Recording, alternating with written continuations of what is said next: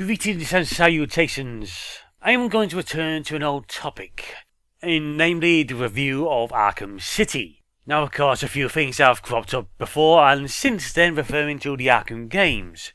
I'm not talking about gameplay or bugs in the latest Arkham Origins, which leads me more for the choice that my mate Silver agrees with me, that is, it's best to wait for the Game of Year edition where you get all the DLC and all the bugs have probably worked out since then.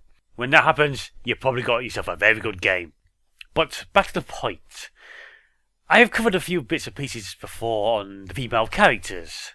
The first bit of information that came my way was on the Escher Girls Tumblr, and that is the rendering of the female characters in both Asylum and City. They're not as well detailed as they are to the male counterparts. For Harley, we could possibly get away with it because of the amount of makeup she slaps onto her face, but still the other characters, they're all rather smooth, and when you get down to it, human faces aren't that smooth. They're not Barbie dolls with the smoother skin, there's imperfections to it all. So what we get is, for the dozens of models for the male characters that have a hell of a lot more detail to them, we get the near Barbie doll, imperfectionless faces of the female characters. And now to the main meat of things, presentation and writing. The main meat of things, in the main meat as such, is Harley Quinn, her presentation and visually and how she is written. The way she's presented for her look is the sexy Harley Quinn sort of thing. First time was with the nurse, and then second time is with the red black look of the corset, the skimpy top, the sleeves, trousers, the platform boots. And of course, in both cases, we have the exposed thong strings. I never could see how thongs were sexy. Oh, for the original one, yeah, I could almost see them get away with it because, do you like my outfit? I'm making the best I can do with what I have. Yeah, it's Harley Quinn mucking around with what she has, with what she can scramble off with the Asylum. And I'm taking it for City, it's sort of the same thing again, but it's more everyday sort of stuff you can get access to. These isn't the sort of costume you can get away with.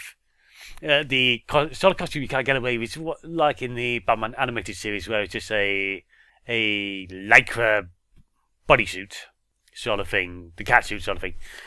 But for her character, actually, people are complaining about it because it's over sexualized, over such and that. Yeah, I can see that. It's sexy. The Arkham Asylum look was not too functional compared to that of the Arkham City one, which is more functional, less likely to get in the way. But ultimately, I do feel it fits Harley's character for one particular purpose. She is bonkers about the Joker, so she'll want to put on the best look she can for him. She's devoted to him, so she's got to do everything she can for him, and that includes looking her best for him. Now, this may be just a actual reason, or just an excuse for how she looks. Her look doesn't bother me too much, but still, the platform heels, a case of why. At least they're not actual heels, the whole wedge block platforms, but still, it doesn't feel like the Arkham City is overdone like it is in, apparently, with the Suicide Kings, the Suicide Squad look, and for the Gods Among Us look is, oh dear, that's worse. It's a case of you're taking comic book looks and forget all about the grounded look which Arkham City does try to do. For me, it's not too bad, but I'm just me. There are of course those who don't like it. My excuse for it may not fly because they may not agree for the writing behind it. Some may disview it as simply an excuse to how to dress it up this way. Now, speaking of writing, her actions. How she's presented action-wise. Yes, it's covered in the first Arkham game that she's very athletic, flexible and all that lot.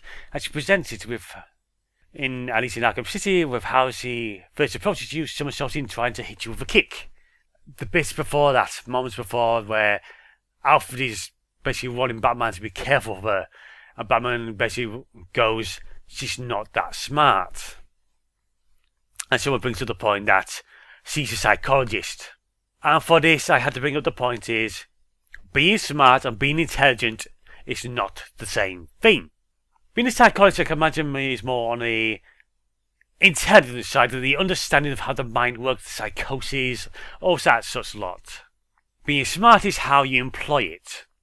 And from what we gather in Arkham Asylum is, Joker was playing Harley from the moment he met her. He played with her, he toyed with her, and she fell in love with him. And all the while, I think in nearly every incarnation of their relationship together, it's been fairly abusive to certain degrees. Even the animated series, it is presented there, she is willing to leave him at some points. Just for a few chosen words, she's right back at his side, declaring her love and all that lot. Harley is smart, yes, to that point, but at the same time, she's not in other regards. She is still with the Joker. She's smart enough to survive being his underling, as such, being his girlfriend, but she's not smart enough to realise she really should get away from him.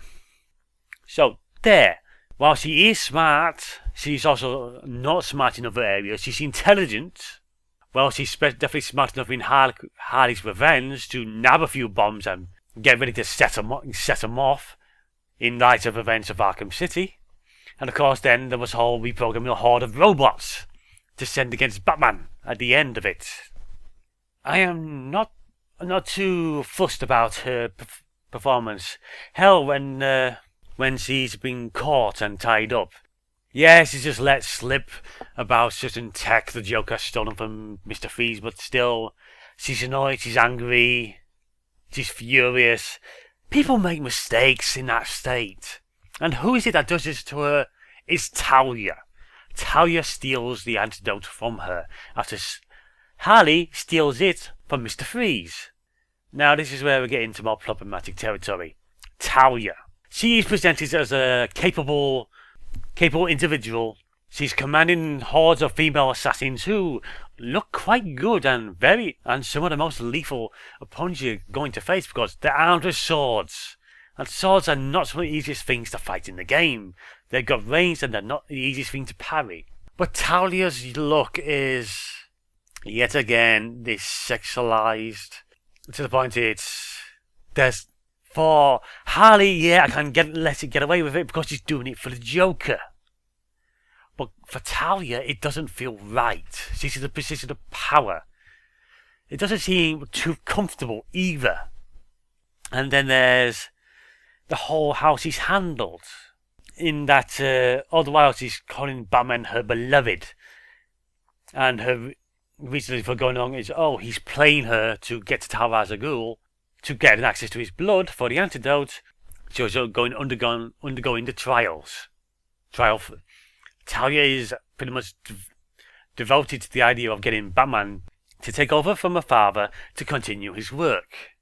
She really isn't played off much from that.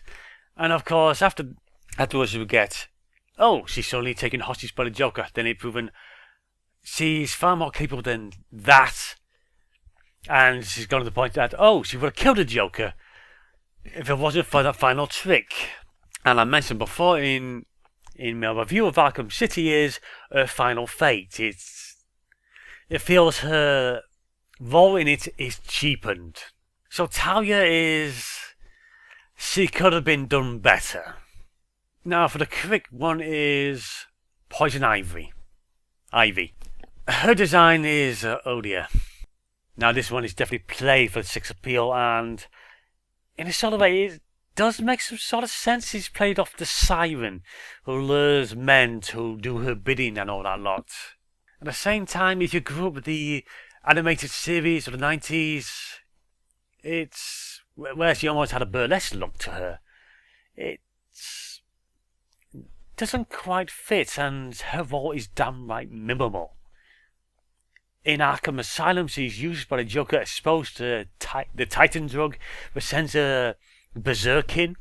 And in the second one, in City, she's using her zombified minions as bodyguards. She's got the mutant plants on her side.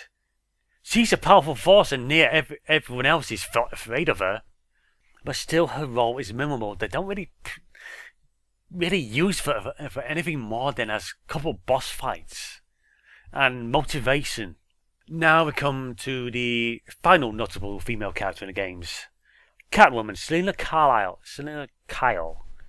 Costume-wise, I'm not too fussed with it because I've put it out before. She is putting up a front, an image to put others to the delusion that she's playing the femme fatale, she's playing the sexy side, so they'll underestimate her.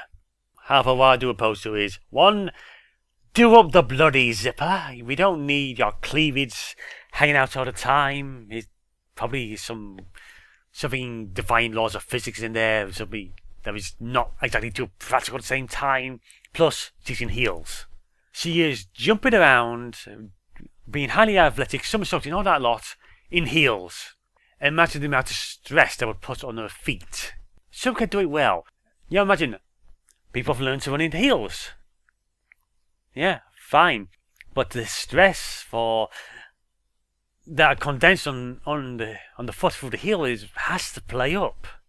As I said before in my review of the game, Catwoman's bit felt tacked on, where she didn't really play all that much. She got a few bits and pieces. You can easily clear up all her upgrades in about an hour or so play with Batman. And ultimately, most of it is you get a game over in a choice towards the end, and when she discovers Batman's in trouble, and only she can help him because she's the only ally he has in the area. And then you get to us the second character when the main game's over and it opens up to sandbox territory. And now the final thing, the bit that people are calling lazy writing. We get the atmospheric talk, the remarks, and all that, and the threatenings of the thugs. Doesn't matter with the Jokers, Two-Faces, or the Penguins. All the while it is the threat of sexual violence towards Catwoman, that she's going to get hurt looking the way she does, that, oh, play nice, we only want to be friends, blah blah blah. And it's, yeah, I know, these people are meant to be bad, but still, it is very flat in terms of writing. And as I put before in Catwoman's costume, after beating the boss encounter with Poison Ivy, she's hung upside down by a Ivy tendril, whatever. And of course, she's hung upside down in the leather cat suit with a more face full of cleavage. Yeah, that's definitely playing off the sexuality there. And was it really needed? The Thug's presentation towards the female characters is, as I said before, is flat. We get the bits with Vicky. I can't remember the full name, but she's a reporter. She's shot down by the Joker's men, and she's taken hostage by the Mad Hatter. So all she is the damsel in distress. She was daring to go into Arkham City to do a news report, and she becomes the damsel in distress for Batman to rescue her for a side mission. Honestly, in the grand scheme of things, the female characters don't play that big a part. They are there to be tricked, manipulated, and possibly to help Batman. But overall, their grand impact is not much. And as I put out there before, their model designs isn't that well detailed compared to the male ones. For some, this may not be a big deal, but it's something I noticed to begin with, and started to notice more of these things as I read more of these things, and yeah, I'm seeing these things. Catwoman never felt all that relevant to the story anyway. She could have so easily be written out. But no, this is the case. Arkham City and Arkham Asylum are both good games, And if the changes aren't that much to Arkham Origins, that too is going to be a good game, once all the bugs are worked out. It's just that the writing and presentation style for the female characters is lacking compared to the male ones. So there, this is just my little ramble on it. Agree, disagree, just my opinion, and a few others. Peace out, people.